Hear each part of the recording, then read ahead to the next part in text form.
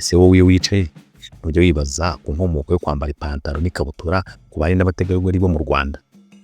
Ubundi ko bizwi ko bagenewe kwambara ikanzu, ijipo cyangwa bagakenyera, ibyo kwambara ipantaro n'ikabutura byaje gupima. Byatewe n'iki ngo bisange bamwe bambara amapantaro n'amakabutura? Impamvu ikomeye yabiteye amateka y'ipantaro n'ikabutura mu Rwanda, ko byaje nuko byatangiye kwambarwa. Bigiye kumva hano ubasha kumva inkuru yatangajwe n'uyu mukambwe. Amazina ye ni Frere Philippe. Mu mwaka wa 2023 yari afite imyaka 85 y'amavuko. Icyo gihe yaganiriye n'ikinyamakuru Kigali Today asobanura amateka y'imyambaro n'imvano yo kwambara ipantaro ku gitsina gore. Avuga ko we yambaye ipantaro bwa mbere mu mwaka wa 1958, ariko ubusanzwe abanyarwanda ngo bambaraga imikenyero n'imyitero, abasirikare bakambara amakabutura n'amashati. Ibyari byaraje mu Rwanda mu mpera z'ikinyejana cya 20 ku ngoma y'umwami Kigeli wa Rwabugiri, bizanywe n'abacuruzi b'Abarabu n'Abahinde.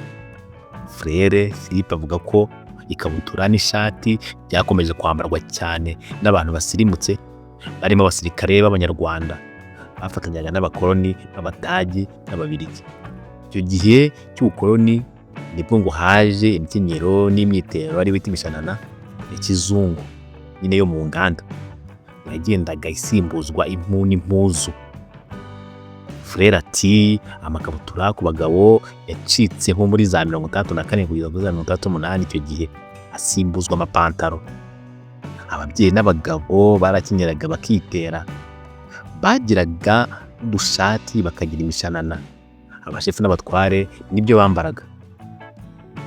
Frere avuga ko amajipo hamwe n'amakanzu ku bagore n'abakobwa ngo yaje mu myaka y'1930, ubwo abana b'abakobwa bari batangiye kwiga cyane cyane mu mashuri y'Abaprotestanti y'Ikigeme, Shyira, Gahini n'ahandi. Frere avuga ko kenyera ibitenge cyane cyane ku babyeyi mu byazanywe n'abaturage b'Abanyekongo ahagana mu mwaka wa 1970, ariko uwabyambaraga ngo yafatwaga nk'umuntu ukora uburaya. Igitenge ariko cyagiye gikundwa bitewe n'uko kucyambara byihuta kurusha imikenyero n'imyitero, kuko yo ngo bayimaragaho umwanya barimo kwikenyeza umweko no gupfundika. Frere ati nta mfura yambaraga igitenge, bambaraga imishanana. Frere avuga ko abantu b'iki gihe batewe n'icyo yakwita kwibeshya ko bajijutse, nyamara ari ukujijwa, kuko bamwe ngo bambara ibitabakwiriye. Niko babibona, kubera ko adashyigikira ibijyanye no kwambara amapantaro ku babyeyi n'abakobwa cyangwa imyambaro icitse n'indi y'ibice. Avuga ko amapantaro yatangiye kwambarwa n'ababyeyi cyangwa abakobwa mu bihe by'intambara kugira ngo bafashe abantu b'imbabare, ko ngo babaga bashaka kwirinda ihohoterwa rishingiye ku gitsina.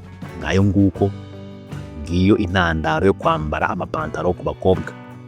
Niba n'andi makuru ufite ku mateka y'imyambaro mu Rwanda, cyangwa imva n'imvano kw'ipantaro ku bakobwa, cyangwa wumva utemeranywa n'ibyo Frere yatangaje Kigali Today, wanyandikira muri comment ukadusangiza igitekerezo cyawe. Niba ukunze aya mateka, kora kuri like bitwereke. Niba utakora subscribe kuri channel, kora subscribe kugira ngo utazicikwa n'ibiganiro byo kuri channel byigisha amateka y'u Rwanda, imigani, insigamigani, ibisakuzo n'ibindi biganiro byose byigisha umuco nyarwanda. Naho ubutaha, turabakunda kandi tubakomeyeho. Bye bye.